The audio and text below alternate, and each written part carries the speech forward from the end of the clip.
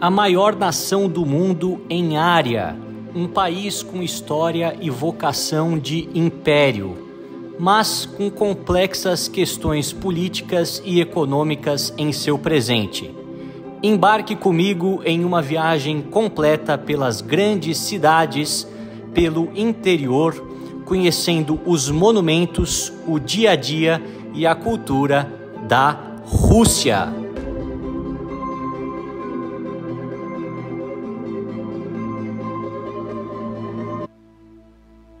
Bom pessoal, hoje saímos bem cedo da cidade de Volgogrado, onde gravei os últimos 2 vídeos, e no caminho vemos as cores de uma manhã bem silenciosa em direção à estação de ônibus.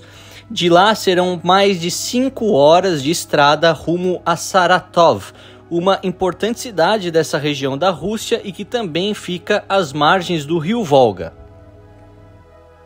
Por isso, se vocês gostam de história, dessa abordagem do canal que busca ser diferente de quem mostra só hotéis, café da manhã e coisas um pouco mais fúteis, peço que você se inscreva e faça parte dessa comunidade de viajantes cheios de cultura. Somos já mais de 60 mil viajantes. Agradeço de coração a cada um de vocês que curte, assiste o vídeo até o final e deixa os seus comentários. Pelas estradas nós vemos uma Rússia bastante rural, algumas plantações e também estradas que não estão em um estado muito bom como outras regiões que já mostrei aqui para vocês. Eu tenho que admitir que muitas vezes ficava apreensivo e até mesmo preocupado nas estradas da Rússia, dado a falta de atenção dos motoristas e a forma agressiva que muitos deles conduzem seus carros, seja cortando as faixas, seja também superando os limites de velocidade em estradas pequenas, algo que não estou mais tão acostumado e por isso me assustava um pouco. Enfim, chegamos em paz e segurança a Saratov, uma cidade de 900 mil habitantes e apesar da estética russa bastante evidente, ela guarda elementos dos alemães em seu passado. Se você quer saber mais sobre isso, assista o vídeo até o final, você vai se surpreender. Como muitos de vocês já sabem, eu gosto de fazer sempre que possível tudo a pé. E desta vez os 3,5 km do ponto de ônibus até o meu hotel me fizeram ver em 40 minutos as partes mais afastadas da cidade e o centro. E isso revela toda aquela estética soviética construtivista, ou também chamada de brutalista, em seus edifícios, além de uma população bastante calma em uma cidade que não é das mais importantes da Rússia. A presença de amplos parques também nos lembra que essa cidade continua a ser importante dentro da esfera regional deste país de mais de 140 milhões de habitantes. Os murais de arte soviética com a face de Vladimir Lenin também continuam onde sempre estiveram durante as últimas décadas. Aqui a vida parece ter mudado muito pouco desde a independência russa em 1991. E sejam todos muito bem-vindos a mais um episódio diretamente aqui da Rússia. Estou na cidade de Saratov, essa que também fica às margens do Volga, quase 400 quilômetros de Volgogrado, onde estive ontem, e portanto é uma cidade também muito importante, estratégica, afinal todas aquelas grandes cidades que ficam às margens do Volga são importantes para a economia da Rússia ao longo de sua história e também na atualidade. Hoje eu estou aqui, essa cidade de cerca de 900 mil habitantes, não é uma cidade pequena, mas não tem aqueles monumentos grandiosos que eu mostrei para vocês nas outras cidades, mas acredito que há várias curiosidades interessantes que vou lhes mostrar hoje também.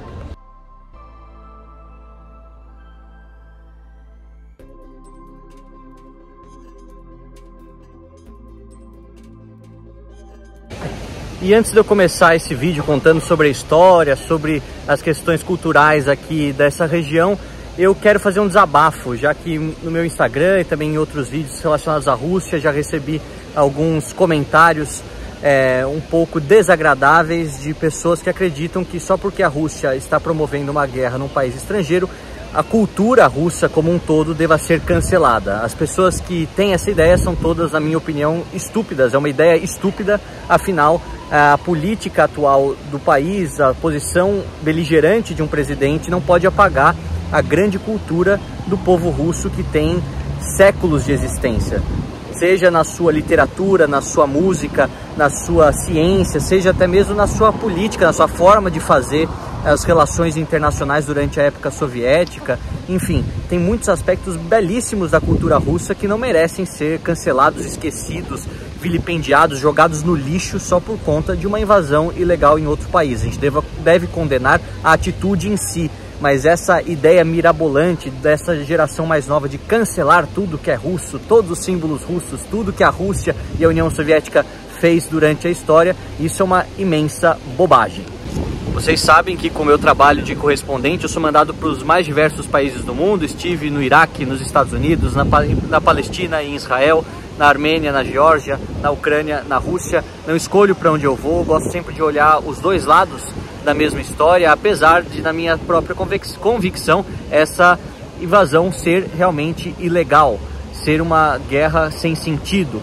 Porém, ainda admiro a cultura russa, ainda gosto dos russos, ainda tenho amigos russos e me sinto bem estando na Rússia, porque o trabalho de um jornalista, de um correspondente, de um viajante não tem nenhuma influência direta, pelo menos uma pessoa da minha fama, né, do meu alcance, nas decisões tomadas pelo Kremlin. Portanto, se você se sente ofendido com estar na Rússia, simplesmente não assista o vídeo, não tem problema.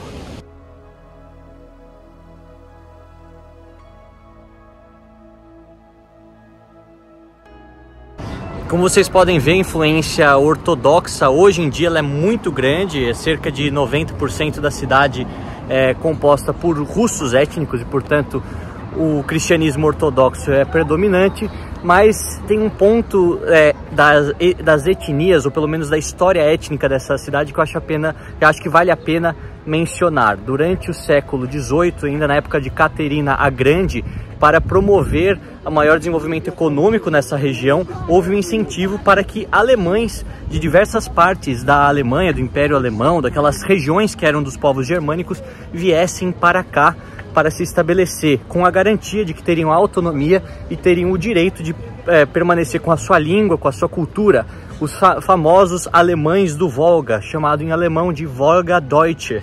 E vieram muitos para cá, se estabeleceram e tiveram realmente durante os anos de Caterina Grande a sua autonomia, o seu direito de autodeterminação, apesar de estarem ajudando a economia da Rússia. Porém, nos anos seguintes do próprio Império Russo, essa autonomia foi diminuindo e cerca de um século depois, grande parte desses alemães que viviam aqui imigraram para as Américas, principalmente o Brasil, a Argentina, os Estados Unidos, entre outros países, o que é muito interessante. Obviamente que na época da Primeira e Segunda Guerra Mundial, sempre estando a Rússia e posteriormente a União Soviética em lado contrário aos alemães e depois os nazistas, essa população, essa minoria, aqueles que permaneceram, sofreram, foram expulsos e obviamente perseguidos. Mas é um ponto étnico interessante que é uma curiosidade válida para contar para vocês também.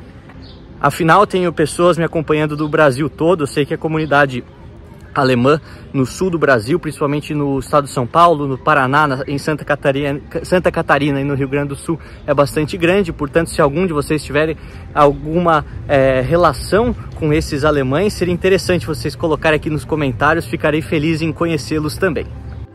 O nome Saratov ou Saratov deriva da língua tártara e significa montanha amarela. Os tártaros são a etnia majoritária em algumas regiões da Rússia, principalmente o Tatarstão. É uma região que tem toda a sua origem nos povos túrquicos ou turcomanos. Todas as questões, esses nomes, as explicações sobre esse povo e língua, vou falar para vocês durante os próximos vídeos quando estiver na capital do Tatarstão, a cidade de Kazan, algumas centenas de quilômetros daqui de Saratov. As sanções econômicas mudaram o modo de vida da Rússia de forma leve, já que é um país que já estava acostumado ao longo da história a ser sancionado. Um dos pontos mais emblemáticos quando colapsou a União Soviética foi pelo menos até mesmo antes dela colapsar, a abertura de um McDonald's já na era de Gorbachev em Moscou. E essa era do McDonald's, dos fast foods, ela foi terminada com as sanções econômicas impostas sobre a Rússia pelo Ocidente o ano passado com a guerra. Agora temos o Vkusno i Tochka, que é gostoso e ponto final.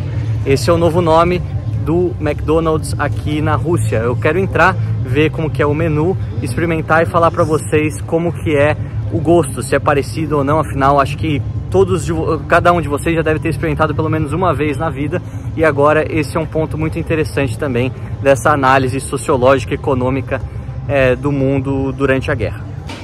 Olha, o estilo do restaurante é bastante parecido, a máquina também é muito parecida, os itens que estão à venda parecidos. A única coisa é que os cartões ocidentais não funcionam, portanto eu não consigo pagar nada na Rússia com cartão, e aí tive que refazer o meu pedido no balcão, utilizando o tradutor, falando o meu russo péssimo para poder pagar com dinheiro. Mas no geral a experiência por enquanto parece ser a mesma que qualquer outro McDonald's no mundo.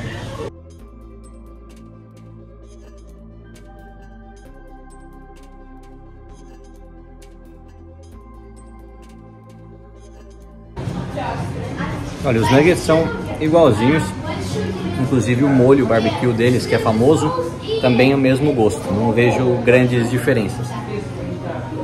Agora, a batatinha do McDonald's, que é super famosa, ela parece um pouco diferente, mas talvez porque não seja tão fresca, mas a textura é bem parecida, é aquele gosto característico de uma batata do McDonald's que deve estar uns 10 minutos lá esfriando, entendeu? Mas é gostoso, você consegue comer como você sempre come no McDonald's em qualquer outro lugar.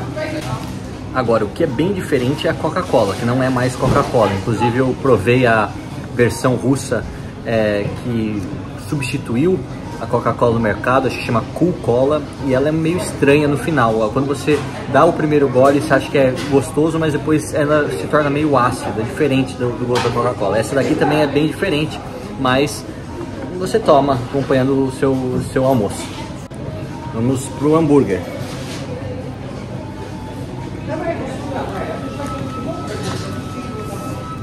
Olha, o ketchup que vem no hambúrguer dá um gosto um pouco diferente, mas a textura da carne em si, o gosto da carne, até mesmo o queijo, o pão, é muito parecido. Se você servisse isso para uma pessoa, sem falar que não é o McDonald's, sendo que ela já esteja acostumada a comer McDonald's, ela com certeza acharia que é McDonald's. Portanto, é uma experiência bacana mostrar para vocês que até nesse aspecto os russos conseguiram contornar as sanções e manter basicamente as mesmas coisas que tinham antes.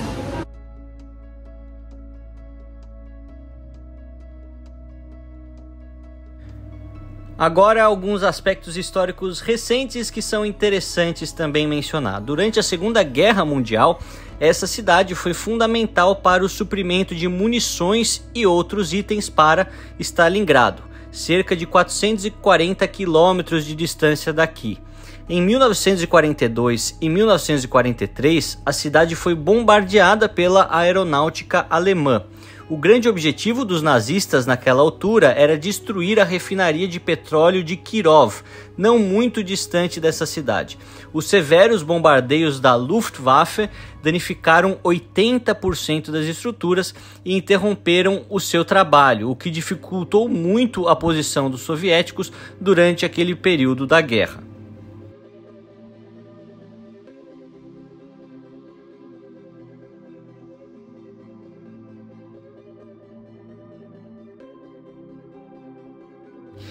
Caminhando mais adiante, chegamos às margens do rio Volga, uma esplanada incrível com muita área para a prática de esportes. Vale mencionar que aqui na Rússia se vê poucas pessoas obesas e a prática de exercícios físicos, sejam simples caminhadas ou até mesmo a prática de esportes de alto nível, é algo sempre incentivado. Dentro da população jovem, pessoas visivelmente obesas e com outros problemas de saúde é algo bastante raro. E infelizmente essa não é a mesma realidade de tantos outros países, o que inclui o Brasil.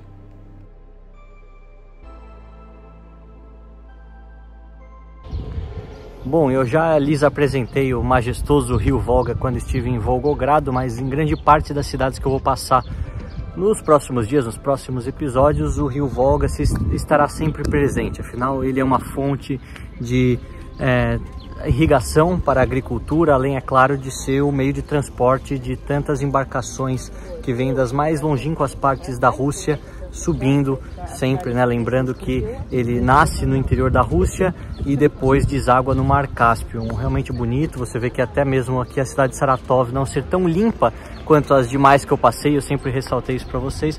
Vocês conseguem ver que é uma cidade bastante agradável, bastante pacífica, principalmente em um clima como hoje, num dia de primavera ameno de 22, 23 graus.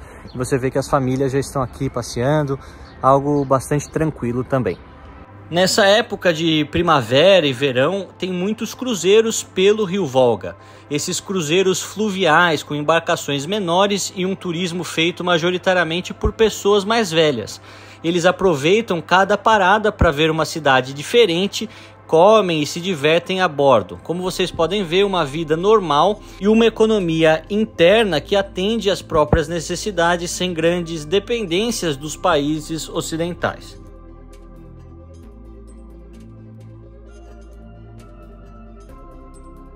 Realmente, olhando esses cruzeiros de perto, vendo as pessoas tão felizes e um tempo tão agradável, me deu vontade de voltar no ano que vem ou no futuro e fazer um desses cruzeiros fluviais pelo rio Volga, que parece ser um passeio incrível.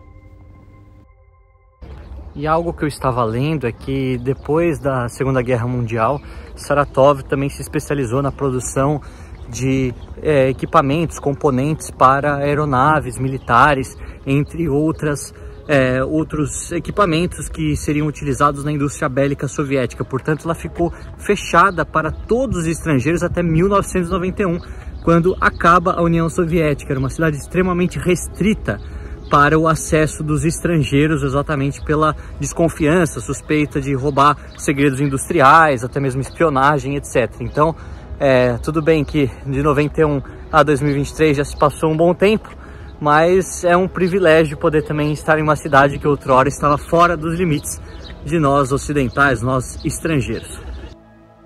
Há também um clube de karaokê em homenagem ao cantor italiano Adriano Celentano, um dos ícones italianos que ficou muito famoso na Rússia e em toda a antiga União Soviética naquele período por ser um dos artistas mais famosos que tinham acesso a esse mercado. Nós vemos também que os parques são amplos em várias áreas da cidade e proporcionam uma visão privilegiada também do rio Volga em alguns locais.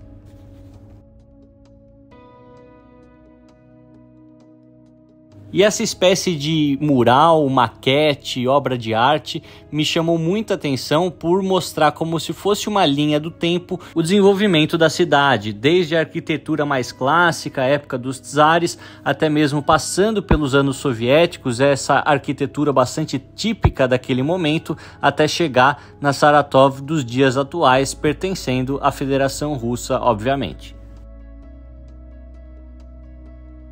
E você, o que achou da cidade de Saratov? Deixa aqui nos comentários a sua opinião.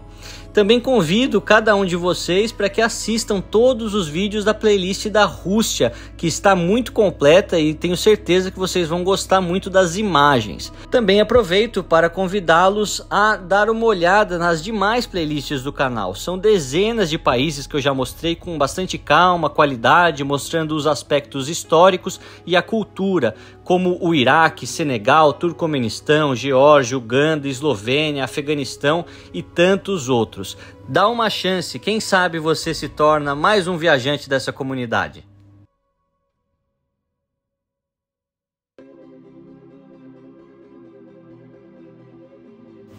E depois de ter passado pelas periferias, pela parte mais clássica, depois as margens do Volga, eis que cheguei na região mais soviética da cidade, se assim podemos dizer, onde há aqueles prédios antigos do governo que foram feitos naquela época do pós-guerra. Aqui há estátuas, vários edifícios governamentais, além, é claro, de igrejas que fazem essa composição mais moderna. E realmente não tem jeito, seja cidade de médio ou grande porte, até mesmo cidades de pequeno porte, você sempre vai ver ainda uma remanescente estátua de Vladimir Lenin na frente, provavelmente ou do Palácio da Cultura ou de algum prédio do governo. Ali também um painel soviético muito bonito, muito pintado. Vou tentar chegar mais perto, fazer um take mais próximo, mas realmente essas coisas não irão mudar, até por conta de um apego emocional que as pessoas na Rússia pelo menos tem em relação a essa época. Em outros países, obviamente, que eu já contei isso para vocês, onde a Rússia ou a União Soviética atuaram como uma força imperialista, colonial, de certa forma, nós temos então que esses símbolos foram todos demolidos. E quando eu achava que não poderia ficar mais soviético, eu venho um pouco mais para trás nessa praça central e há aqui o que eles chamam de Hall of Fame, né? Como se fosse a fileira dos famosos aqui da cidade, dos cidadãos honrados da cidade. Você tem aqui atletas, você tem aqui participantes, veteranos de guerra, né? E isso aqui sempre a foto dizendo o porquê, e lá atrás o Lenin nessa praça imensa que fica na parte central de Saratov.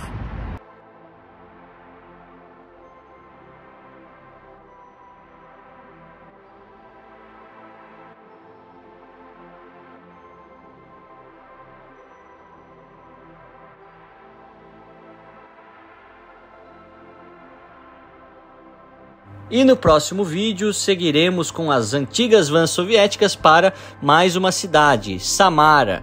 Muita história sobre a corrida espacial russa com os americanos. Com certeza algo muito interessante para você acompanhar.